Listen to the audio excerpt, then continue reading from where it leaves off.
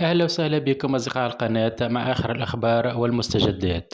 لكن قبل البداية رجعنا أصدقائي تفضلوا بالاشتراك وتفعيل الجرس باش يوصلكم كل جديد وباش نبقاو باتصال مع بعضنا إن شاء الله.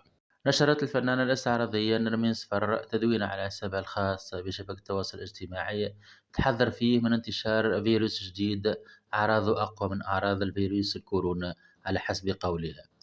وقالت نرمين صفر أنها أصيبت بالعدوى منذ أكثر من أسبوع، وأضافت في تدوينتها: فما فيروس قاعد يدور تعب أكثر من الكورونا، عن تجربة عندي أكثر من أسبوع مريضة وتو بديت نتحسن بعد زيارة الطبيب. نتصور كان حد آخر أكبر مني في العمر ومناعته ضعيفة وعنده مرض مزمن عادي يرقدوه في المستشفى.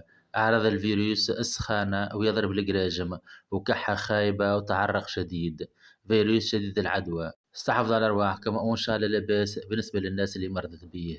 هذا علاش ما نجمتش نعمل لايف النهارات اللي فاتوا. هذا وقد كان رئيس قسم الاستعجالي بمستشفى عبد الرحمن مامي الدكتور رفيق وجدارية قد حذر من الإصابة بالنزلة الموسمية، داعيا الفئات الهشة صحيا للإقبال على التلقيح المضاد للإنفلونزا للتوقي منها، ودعا خاصة كبار السن من أكثر من 65 سنة والمصابين بالأمراض المزمنة خاصة منها المتعلقة بالجهاز التنفسي والقلب والسكري إلى تلقي التلقيح المضاد للإنفلونزا، مؤكدا أنه من الممكن أن تتسبب النزلة الموسمية في أعراض حادة تشكل خطرا كبيرا على هذه الفئات، وأن تتحول بنسبة 5% إلى ما يسمى النزلة الموسمية الخبيثة التي تؤدي إلى تعكرات صحية خطيرة غالبا ما تؤدي إلى الوفاة. عافاكم الله جميعا.